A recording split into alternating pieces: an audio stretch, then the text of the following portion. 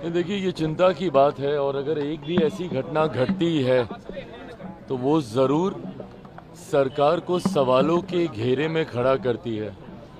हम लोग खुद प्रदेश प्रशासन से मुख्यमंत्री जी, जो कि प्रदेश के हमारे गृह मंत्री भी हैं, उनसे भी हम लोगों ने पुनः ये आग्रह किया है, लिखित तौर पर भी, क्योंकि हाल फिलहाल के दिनों में जिस तरीके से टारगेट किलिंग भी बढ़ी है, जिस तरीके से अनुसूचित जाति से आने वाले लोगों के लिए, खास तौर पर पासवान समाज के लोगों की भी इस दौरान चुन चुनकर हत्याएं की गई हैं। उसके अलावा भी शहरी इलाकों में भी जिस तरीके से घटनाएं यहाँ पर एकदम से बढ़ी हैं, ये यकीनन सरकार के लिए चिंता का विषय है। मुख्यमंत्री जी से भी ये आग्रह हम लोगों ने पुनः किया है कि इस बात को नियंत्रित करने की ज़रूरत है।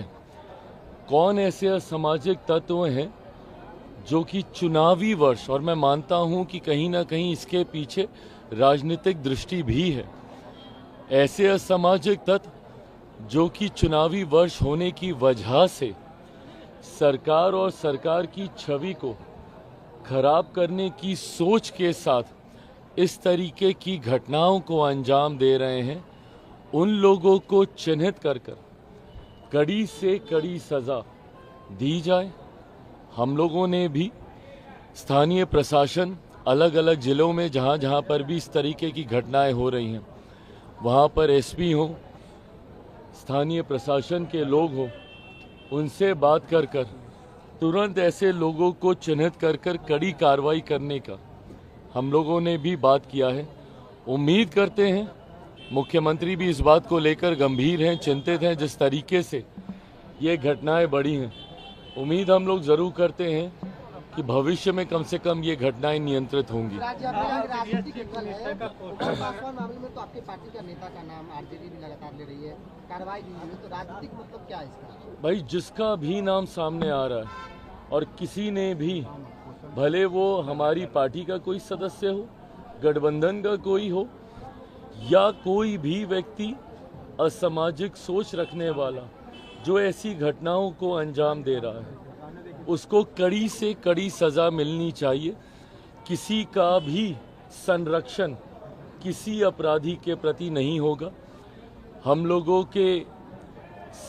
के पार्टी का प्रतिनिधि मंडल भी गया था, जिस घटना का आप जिक्र कर रहे हैं, कोमल पासवान का, वहाँ पर हमारी पार्टी के सांसद जमुई से अरुण भारती जी, जो कि प्रदेश के प्रभारी भी हैं, वो भी गए थे।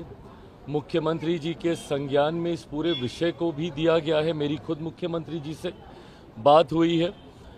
ऐसी घटनाओं में और इस तरीके की जितनी घटना है, जो भी दोषी है बख्शा कतई किसी को नहीं जाएगा।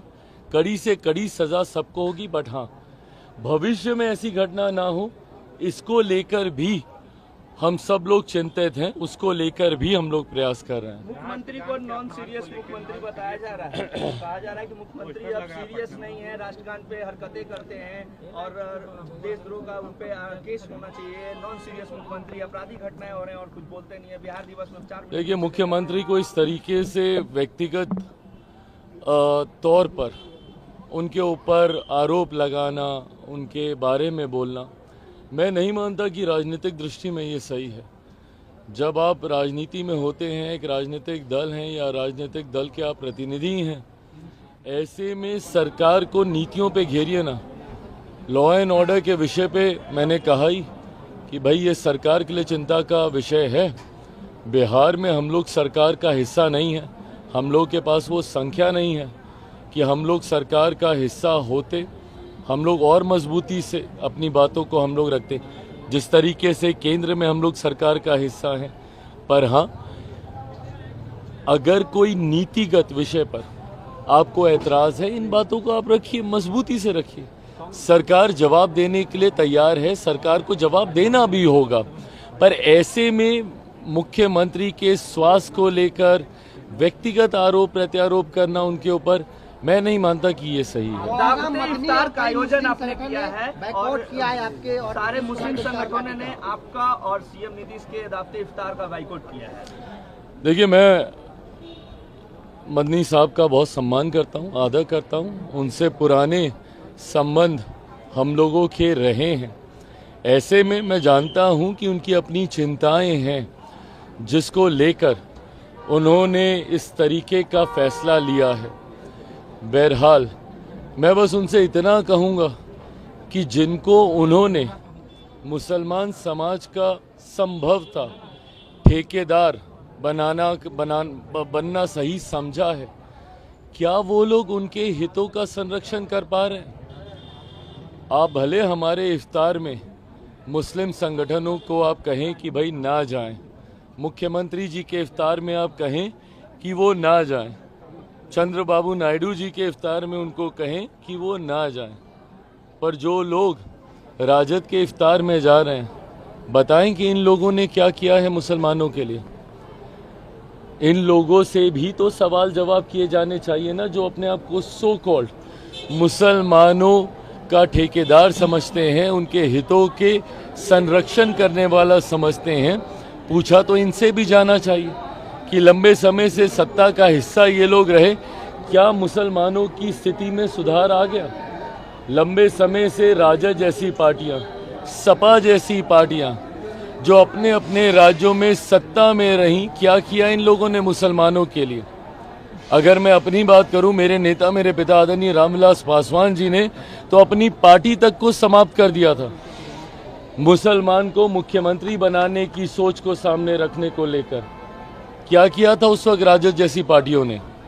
बहरहाल मैं मदनी साहब का आदर करता हूं और उन्होंने ये कहा है मेरे सराखों पर उनको भी कम से कम इन बातों को देखना चाहिए कि जिन लोगों को आप अपना हितैषी समझते हैं, मौका आने पर वो क्या करते हैं आपके लिए और आपके समाज के लिए। आप एक्टर भी रहे हैं। सुशांत सिंह राजपूत मामले में सीबीआई ने डिस्क्लोज कर दिया सारे मैटर को। हाँ, सुशांत सिंह राजपूत मामले में सीबीआई ने मैटर को डिस्क्लोज कर दिया गया है पूरी तरीके से। आपको सीबीआई के द्वारा क्लोजर रिपोर्ट सबमिट कर दी गई है और जिसमें अंतोगत्वा सुसाइड ही बताया गया है। बहरहाल ये जांच प्रक्रिया का हिस्सा रहा है। तथ्यों के आधार पर सीबीआई के द्वारा संभवतः ये क्लोजर रिपोर्ट सबमिट की गई है। जिस वक्त ये घटना घटी थी उस वक्त भी मैंने कहा था कि अगर समय बीतता है और जल्द कार्रवाई नहीं होती, संभवतः तथ्यों के साथ छेड़खानी की जाती है, उनको मिटाने का, उनको बदलने का प्रयास किया जाता है। उस वक्त भी मैंने आग्रह किया था कि हम लोगों को जल्द से जल्द सीबीआई को ये केस सौंपना चाहिए।